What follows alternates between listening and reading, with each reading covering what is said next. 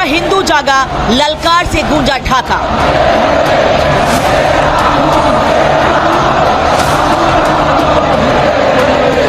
सड़कों पर लाखों सनातनी, हरे कृष्णा से खबरदार कट्टरवादी। बांग्लादेश के कट्टरवादियों, ये हुंकार सुन लो।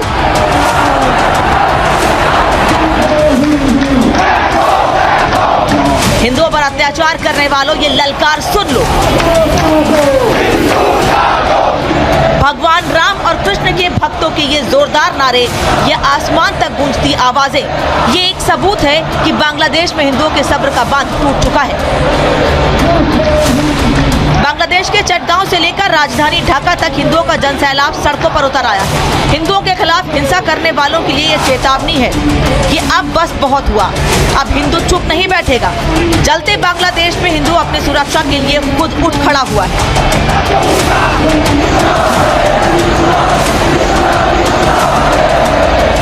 हरे कृष्णा के नारों से बांग्लादेश का आसमान गूंज रहा है। लाखों हिंदू सड़क पर आ गए, कट्टरवादियों को सीधी चेतावनी दे दी है।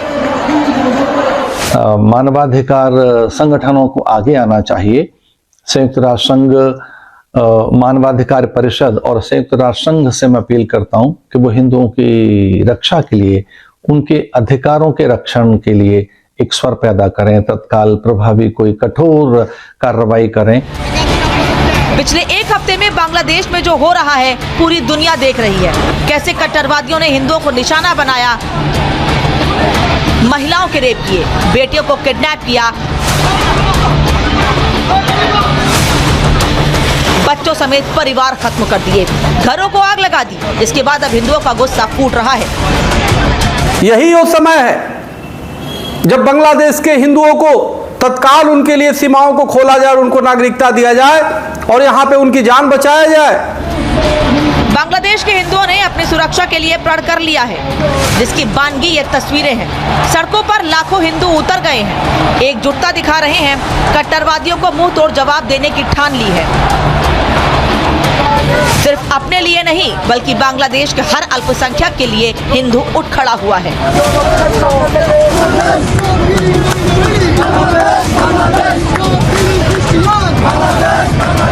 कृष्ण भक्तों का मैसेज साफ है, अब कुछ किया तो ईंट का जवाब पत्थर से देंगे।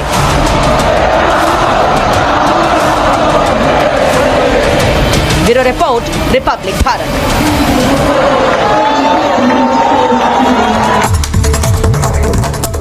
तो अब बांग्लादेश में जमीन का एक टुकड़ा कैसे सब कुछ खत्म कर सकता है। समंदर के बीच बसे एक आइलैंड पर अदावत कैसे बगावत में बदल सकती है। सुपर पावर का लालच कैसे तख्ता पलट करवा सकता है। जो दुनिया में सबसे ताकतवर है, जो विश्व को अपनी उंगलियों पर नचाने की कोशिशें करता है, उसने कैसे बांग्लादेश में बर्बादी की पटकथा लिखी, वो जानेंगे तो हैरान रह जाएंगे।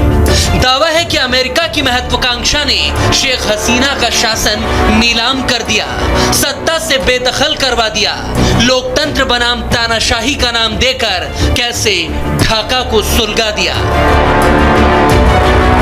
हसीना को देश छोड़ना पड़ा, 500 से ज्यादा लोगों को जान गंवानी पड़ी। इन सब के पीछे है एक 3 वर्ग किलोमीटर का समुद्री टापू। ये छोटा सा टापू बंगाल की खाड़ी में मौजूद है और आधिकारिक तौर पर बांग्लादेश की प्रॉपर्टी है और इस टापू का नाम है सेंट मार्टिन आइलैंड। इसके अंदर जो बांग्लादेश में जो हुआ, उसके अंदर CIA का बहुत ज्यादा इन्वॉल्वमेंट था। सेंट मार्टिन आइलैंड को हथियाने की अमेरिका की कोशिशों पर शेख हसीना ने मई 2024 में ही इशारों में पूरा बड़ा खुलासा कर दिया था। हसीना ने कहा था कि गोरी चमड़ी वाले एयरबेस और हवाई पट्टी मांग रहे हैं। मैं जानती हूं कि BNP सत्ता में रही तो सेंट मार्टिन आइलैंड को अमेरिका को बेच देंगे। हसीना के इस खुल्लम खुल्ला इनकार वाले बयान के बाद से ही अमेरिका और चिढ़ गया, क्योंकि अमेरिका लंबे वक्त से बांग्लादेश पर दबाव डाल रहा था कि ये आइलैंड उसे दे दे, ताकि अमेरिका यहाँ पर एक सैन्य बेस बनाकर दक्षिण एशिया में अपनी धमक बना सके और चीन के पर कतरने के साथ ही ड्रैगन और भारत पर नजर भी रख सके।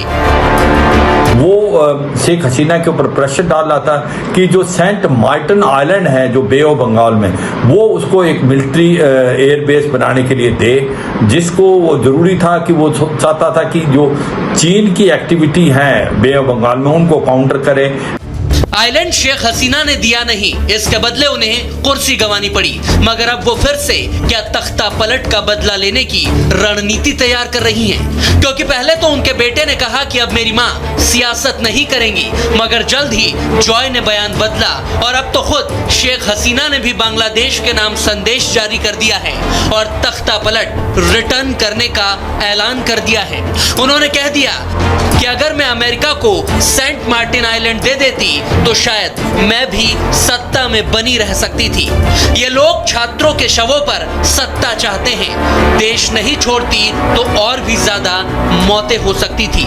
ऐसे में आप लोग चिंता मत करिए, मैं जल्द ही बांग्लादेश वापस आऊंगी। यानी शेख हसीना क्या लौट आएंगी? क्योंकि बांग्लादेश की मौजूदा सरकार अमेरिका और आईएसआई की कठपुतली की तरह काम कर रही है, जो भारत के लिए भी एक बड़ा खतरा है।